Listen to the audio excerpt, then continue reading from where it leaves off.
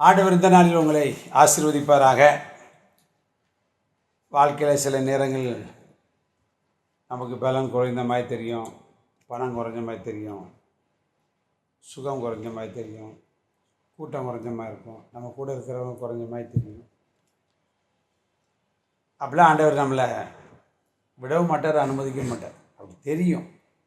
ஏன்னா அப்படி சில பிரச்சனைகளை சந்திச்சிருப்போம். நண்பர்கள் எதிரிகளாய் மாறியிருப்பாங்க, உறவினர்கள் நம்மை உதறிட்டு போயிருப்பாங்க, இல்லை நம்மகிட்ட இருந்த காசு பணங்கள் சில நேரங்கள் தேவையில்லாத ஒரு செலவு வந்திருக்கும்.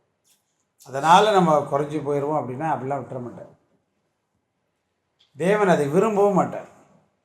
இந்த ஆண்டினுடைய பிற்பகுதியிலே நாம் அதையெல்லாம் மனதில் வைத்துக்கொள்ள வேண்டும். குறைவானதே நினச்சி நீங்கள் கவலைப்படக்கூடாது. அதை நிறைவாக்குகிற ஒருவர் இருக்கார் இல்லையா, அவரை நம்ம பார்க்கறது. நம்ம நேரத்தை அநேக நேரம் சத்துரு அதைத்தான் செய்ய விட மட்டும்தான்.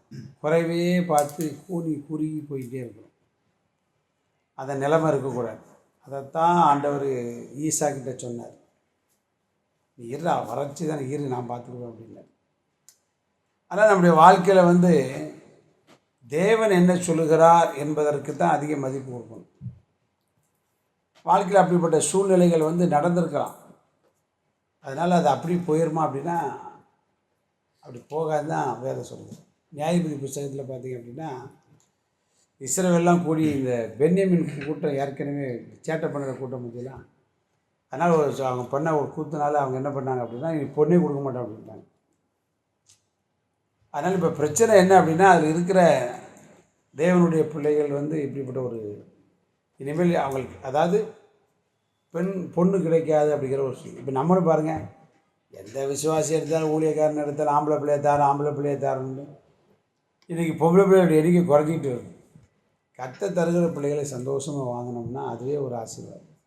ஆம்பளை பையனை வச்சு நடத்துகிறாங்க, பொம்பளை பிள்ளைகளை வச்சு பிள்ளைகள் கட்ட எந்த பிள்ளையாக இருந்தாங்க அந்த நம்பிக்கை உங்களுக்கு கட்டும். ஒருவேளை நீங்கள் வீட்டில் பொம்பளை பிள்ளையாக பிறந்துட்டு அப்படிங்கிற ஒரு எண்ணத்தோடு கூட அது கேட்கலாம். பல பிள்ளை அந்த பிள்ளைகளை வைத்தே உங்களுடைய குறைவை நிறைவாகும். இப்போ பைபிளில் பார்த்தீங்கன்னா குறைஞ்சி போச்சு, என்ன செய்கிறதுன்னு யோசிக்கிறாங்க. நியாயாதிபதிகள் 21:3 பாருங்கள். இஸ்ரவேலின் தேவனாகிய கர்த்தாவே, இன்று இஸ்ரவேலில் ஒரு கோத்திரம் பொருந்து போவதற்காக இஸ்ரவேலில் இந்த காரியம் நேரிட்டது என்ன என்றார்கள். பார்த்தீங்களா, இப்படி ஒரு சந்தர்ப்பம். நாங்கள் பொண்ணு கொடுக்க மாட்டோன்னு சொன்னோன்னே பொருத்தனைப்பட்டாங்க, சத்தியம் பண்ணிட்டாங்க, நீ கொடுக்க முடியாத, அதுக்காக ஆண்டவர் விட்டார் அப்படின்னா. அதுக்கு வேறொரு வழிகளை நீங்கள் அதில் நீங்கள் வாசித்து பார்த்தீங்கன்னா, வேறொரு வழிகளை அன்றைக்கு இருந்த மூப்பர்கள் செய்ய சொல்கிறாங்க.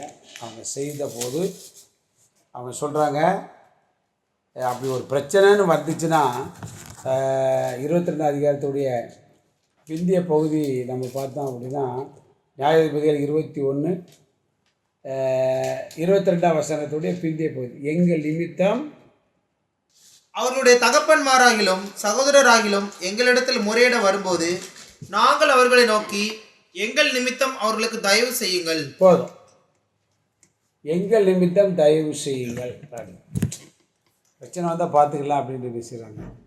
அவன் சொல்லுகிறதே பாருங்க. அப்படி அவர்களுக்கு பெண்கள் கிடைத்தது.